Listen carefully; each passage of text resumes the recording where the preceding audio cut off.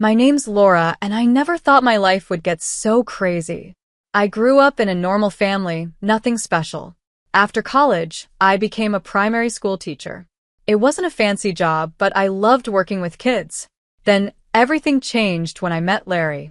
He was handsome, tall, dark hair, and had deep eyes you could get lost in. Plus, he was super rich. His parents owned a big company, and Larry was their favorite. We clicked right away. Larry said he liked how down-to-earth I was, and I thought that was sweet. Looking back, I should have noticed the warning signs. Our quick romance surprised everyone, especially his parents, who didn't like me from the start. I still remember the first time I met them. Larry's mom asked me in a rude tone, "What does your dad do?" I answered, "He's a plumber." The look on her face was like I had said something awful. Larry's dad wasn't much better. "Teaching, huh? Not exactly a moneymaker," he said. But Larry defended me. "I love Laura. You'll have to deal with it," he told them. We got married, even though his parents didn't approve.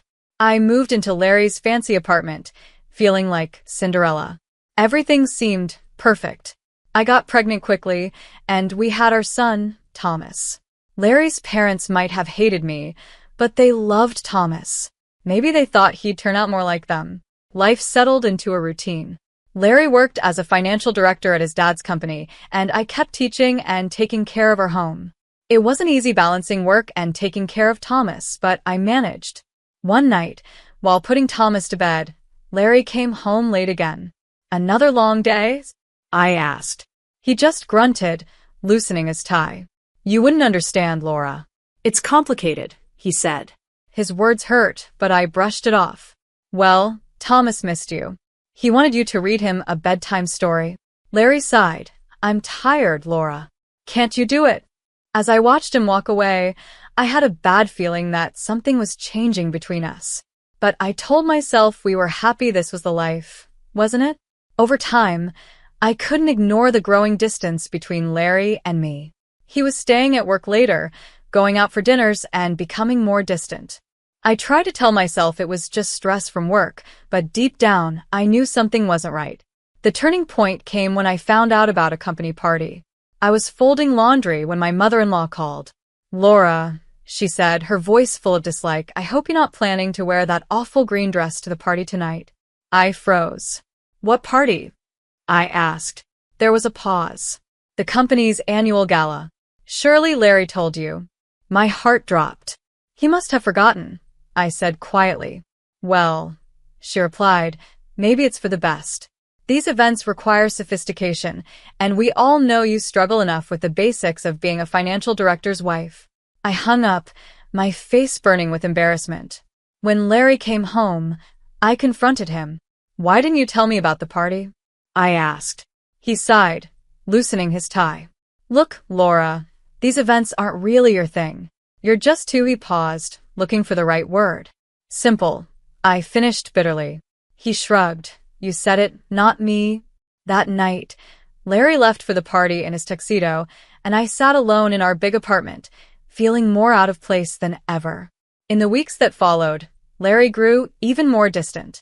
I focused on taking care of Thomas and my teaching job, trying to ignore the growing feeling of dread. One day, while cleaning Larry's office, I noticed his laptop was open. Curiosity got the best of me, and I started looking through it. What I found shattered my world. There, in black and white, was an email chain between Larry and someone named Angela. As I read, my hands shook. She wasn't just a coworker. "God, you were amazing last night," one email read. "Laura doesn't even compare." Angela replied, "Of course not, darling. She's just a simple little teacher. How could she possibly satisfy someone like you?" They mocked me, calling me a fool. I also found out Larry had been buying Angela expensive gifts, things I never received. I don't know how long I sat there, staring at the screen with tears streaming down my face. Then I heard Larry's key in the door. I quickly closed the laptop and wiped my eyes. He walked in, smelling of expensive cologne. "Hey," he said, barely looking at me. I swallowed hard. "How was work?" I asked. "Fine," he muttered, heading for the shower. The next morning, I felt like everything had changed. I woke up early, my mind racing with everything I'd found out. Larry stumbled in around dawn, looking messy and smelling like alcohol.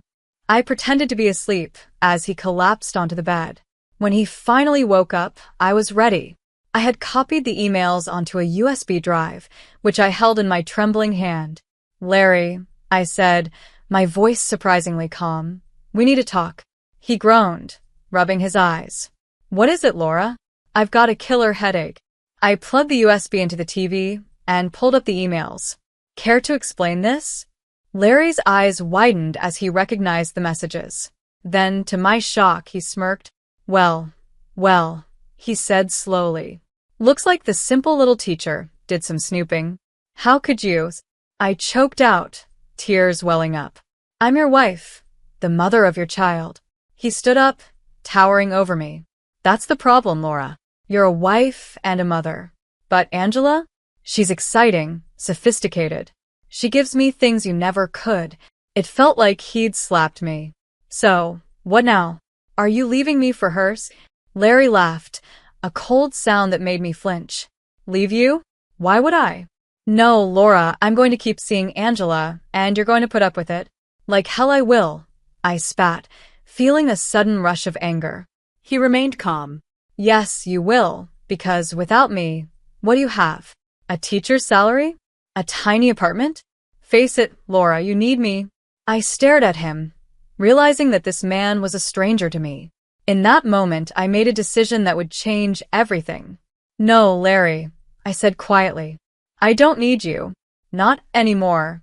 I grabbed Thomas, who was thankfully still asleep, and headed for the door. "Where do you think you're going?" Larry called after me. "To my parents," I shot back. "Don't try to stop me." As I drove away, Thomas stirring in his car seat, I felt both scared and free at the same time. I didn't know what the future would hold, but I knew one thing for sure. I was done being Larry's simple little teacher. When I arrived at my parents' modest house, tears streamed down my face. My mom opened the door, took one look at me and Thomas, and ushered us inside without saying a word. "Laura, sweetheart, what happened?" she asked once we were settled in the living room. Through sobs, I told them everything: the emails, the confrontation, Larry's cruel words. My dad's face darkened as I spoke.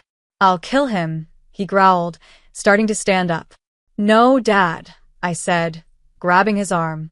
"He's not worth it. I just need to figure out what to do next." My mom hugged me tightly. "You'll stay here, of course. We'll help you with Thomas, and we'll get you a good lawyer." That night, I lay in my old bed, with Thomas sleeping peacefully beside me. I knew this was just the start of a long, hard road, but for the first time in years, I felt like I could breathe. I was free. The next few weeks were a blur of meetings with lawyers and sleepless nights. Larry, being Larry, wasn't going to let this go without a fight. He hired the best divorce lawyer in town and seemed determined to make my life miserable. One afternoon, my lawyer, Olivia, a kind woman with a gentle smile, told me, "Larry is trying to get full custody of Thomas. He's saying you're an unfit mother." It felt like a punch to the stomach. "What? How can he say that?" Olivia sighed, adjusting her glasses. "He's claiming you're unstable and that you've neglected Thomas. It's all lies, of course, but we need to be ready for a tough fight." And tough it was. Larry threw every accusation at me. He said I was mentally unstable, that I cheated on him, that I was a danger to Thomas. Every lie felt like a stab to my heart. The day of the custody hearing came, and I sat in the courtroom, my hands shaking as Larry's lawyer painted me as a bad mother. "Your Honor," he said, pretending to be concerned, "Mrs. Parker is clearly unfit to care for a child. She left the marital home without Mr. Parker's consent and took their son. She's unstable, prone to emotional outbursts." I wanted to scream that it was all lies, but Olivia had trained me well. I sat still, keeping my face calm. When it was our turn, Olivia stood up. "Your Honor, my client is a devoted mother and a respected teacher. Mr. Parker's claims are baseless and cruel. We have character witnesses." The judge listened to both sides, his face giving nothing away. Finally, he spoke. "After reviewing all the evidence, I find no reason to deny Mrs. Parker custody of Thomas. Mr. Parker will have visitation rights and will pay alimony and child support. I let out a sob of relief. Larry's face twisted in anger, but I didn't care. I had won. Thomas was staying with me. As we left the courthouse, Larry grabbed my arm and hissed, "This isn't over, Laura. I'll make you regret this." I pull my arm away. "No, Larry, it is over. You lost. Deal with it." I walked away, my head held high, feeling stronger than I had in years. But I knew Larry wouldn't give up easily, and I had to be ready for whatever he might try next. Months passed and life slowly found a new normal. I threw myself into my teaching job, treasuring every moment with Thomas and slowly rebuilding my confidence. But Larry wasn't finished with us yet. One Friday afternoon, while I was helping my mom prepare dinner, there was a knock at the door. When I opened it, I found Larry standing there, with a stunning blonde woman on his arm. "Laura," he said, in a voice that sounded too sweet, "I've come to see Thomas. This is Angela, my fiancée." It felt like I'd been hit in the stomach. "Fiancée?" I managed to say. Angela smirked as she looked around our modest home. "Yes, Larry and I are getting married. Now, where's the little one? I can't wait to meet him." I wanted to slam the door, but for Thomas's sake, I knew I had to stay calm. "Come in," I said through clenched teeth. As they entered, Angela wrinkled her nose. "What a quaint little place you have here," she said with a mocking tone. My parents, who had come to see what was going on, were clearly upset by her words. My dad started to speak. "Now listen here, young lady," but Larry interrupted. "No need to get upset. We're all adults here, aren't we?" "Well, some of us more than others," he added, looking at my parents with contempt. That was it. "Get out," I said, my voice low and firm. "Excuse me?" Larry asked, surprised. "You heard me," I replied, my anger growing. "Get out of my parents' house. You can see Thomas another time when you learn some respect." Angela laughed, a high, irritating sound. "Oh, honey, don't you understand? Larry doesn't need your permission. He has rights, you know." I stepped closer, my voice quiet but firm. "And I have the right to kick you out of this quaint house, as you called it. Now leave, before I call the police." Larry's face darkened. "You'll regret this, Laura. I'll take Thomas away from you. Just wait and see." That night, after putting Thomas to bed, I sat with my parents in the living room, my head in my hands. "What am I going to do?" I asked, my voice shaking. "He's going to try to take Thomas away. I just know it." My mom put her arm around me. "We won't let that happen, sweetheart. We'll fight him every step of the way." My dad nodded, his face determined. "I've got an idea," he said. "Remember Charles, your old school friend who became a private detective?" I nodded, unsure where he was going with this. "Well," he continued, "maybe it's time we did some digging of our own. Let's see what secrets Larry and his new fiancée are hiding." I hesitated. It felt wrong to sink to Larry's level. But then I thought of Thomas and the threat of losing him. I knew I had to do whatever it took to protect him. "Okay," I said, taking a deep breath, "let's do it. Let's hire Charles." The next day, I called Charles. We hadn't spoken in years, but when I explained the situation, he agreed to meet right away. We met at a small cafe, far from curious eyes. "Laura," Charles said, giving me a warm hug, "I'm so sorry you're going through this." I told him everything about the affair, the divorce, and Larry's threats.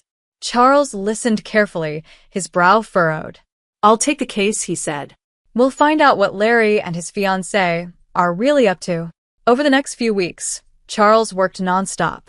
I tried to focus on teaching, caring for Thomas, and helping my parents, but I couldn't stop checking my phone for updates. Finally, one day, Charles called. "Laura, you need to come to my office right now." When I arrived, Charles looked serious. "I've found some things," he said, "and they're not good." He laid out a series of documents and photos. "First, your ex's fiancée, Angela, isn't who she says she is. Her real name is Angela Davis, and she used to work as an escort." I gasped. "Are you sure?" Charles nodded. "Positive. But that's not all.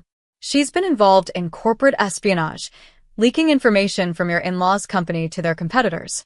My head was spinning. Does Larry know? I don't think so, Charles replied. But there's more. Larry himself has been embezzling from the company. He's been stealing money for years. I sat back, stunned. This was way bigger than I had imagined. What do I do with this information? I asked. Charles leaned forward. That's up to you, Laura. But if I were you, I'd use it to protect yourself and Thomas. As I left Charles's office, my mind was racing. I had the power to ruin Larry and Angela, or Angela. But was that really what I wanted? The next day, I got an unexpected call. It was my mother-in-law. Laura, she said, her voice cold, we're having a small gathering for my birthday next weekend. We'd like you and Thomas to come. After hanging up, I felt a mix of anticipation and dread. The information Charles had uncovered was burning in my mind. I knew that at this party, I'd have to decide whether to use it or not. I looked at a photo of Thomas on my nightstand, his innocent smile beaming at me. Don't worry, sweetheart, I whispered. Mommy's going to keep you safe. With that thought, I started to plan. The party was just days away, and I had to be ready for anything. Larry and Angela wouldn't know what hit them. The day of my mother-in-law's birthday party finally arrived. I dressed Thomas in his best clothes and wore a simple but nice dress myself. As we drove to the fancy house I used to call home, my stomach churned with nerves. The welcome wasn't friendly. My mother-in-law gave me a cold look. Laura, she said sharply, we only invited you because you're Thomas's mother. Don't forget that. I swallowed my pride and nodded. I understand. Thank you for including us. The party was in full swing, with high society chatter filling the house. I stood in a corner, feeling out of place, while Thomas played with his cousins. Suddenly, the room went quiet. Larry had entered with a beautiful woman on his arm. My heart sank as I realized it was Angela. Everyone, Larry announced, smiling, I'd like you to meet my fiancée, Angela. We're getting married next month. The room burst into cheers, and my in-laws rushed to hug Angela. Oh, darling, my mother-in-law gushed. We're so happy. You're just the kind of woman Larry needs, so well-educated and from a good family. She glanced at me, making it clear that, unlike Angela, I wasn't good enough for their son. Something snapped inside me. I stood up, holding the folder Charles had given me. Actually, I said loudly, I have something to say. The room went silent, and all eyes turned to me. This woman, I said, my voice steady, is not who she says she is. Her real name is Angela Mills, and she's using her cousin's identity. She has no real education and used to work as an escort. Gasps filled the room, and Angela's face went pale. I wasn't finished. But that's not all. She's been leaking confidential information about your company to competitors.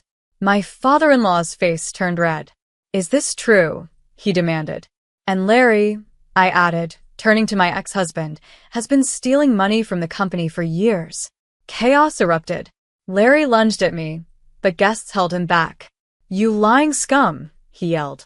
My father-in-law's voice boomed over the noise. Enough. He turned to Angela. Get out of my house. I'll see you in court. As Angela ran out, he looked at Larry. You're fired. How dare you bring this woman into our family and steal from us? You're a disgrace. In the middle of all the chaos, my in-laws came over to me. My father-in-law spoke, his voice gruff. Laura, we owe you an apology. You saved our company. We were wrong about you. I nodded, feeling a mix of relief and exhaustion. Thank you, but I need to take my son home, I said, as I gathered Thomas and left the house. Behind us, the sounds of arguing continued, but for the first time in a long time, I felt a sense of peace. The truth was out, and we could finally move on. In the weeks after that dramatic night at my in-laws' party, life sped up. The fallout was fast and serious.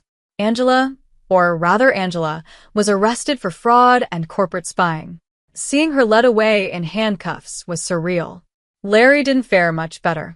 His embezzlement was exposed, and he lost both his job and his fancy apartment.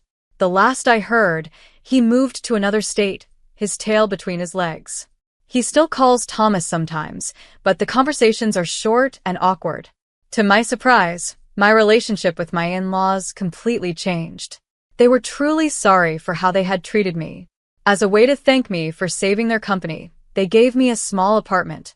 "It's the least we can do, Laura," my father-in-law said as he handed me the keys. "We were wrong about you, and we're sorry." The apartment wasn't big or fancy, but it was ours. Thomas and I moved in, ready to start our new life. I threw myself back into teaching, finding joy in the simplicity of my work. Our life became calm and steady, free from the drama and stress we had been living with for so long. But that's not the end of the story. Remember Charles, my detective friend? After everything settled down, we started talking more often. He had been my support through the whole ordeal, helping me move and offering a shoulder to lean on. One day, as we were unpacking boxes in my new apartment, Charles picked up a framed photo and paused. "You know, Laura," he said softly, "you deserve so much better than what Larry put you through." I looked up and met his warm brown eyes. Something shifted between us in that moment. We began spending more time together, and our friendship slowly grew into something more. Charles was everything Larry wasn't: kind, caring, and he adored Thomas. Our first date wasn't anything fancy, just a picnic in the park with our kids. Charles has a son, William, who's a year younger than Thomas. The boys got along right away, chasing each other around the playground while Charles and I talked. I couldn't remember the last time I laughed that much. As we watched the kids play, I told Charles how happy I felt. He smiled and took my hand. "You deserve to laugh, Laura. You deserve to be happy." As weeks turned into months, Charles became a regular part of our lives. He was there for Thomas's first soccer game, cheering louder than anyone. He helped Thomas with his science project, patiently building a model of the solar system together. One night, after putting the boys to bed, we sat on my small balcony. Charles turned to me, his voice serious. "Laura, I want you to know that I'm here for the long run. You and Thomas aren't just a passing part of my life. I love both of you." Tears welled up in my eyes. "We love you too, Charles. You and William have made our lives feel complete again." As we sat there, holding hands and watching the stars, a sense of peace washed over me. For the first time in years, I felt truly happy.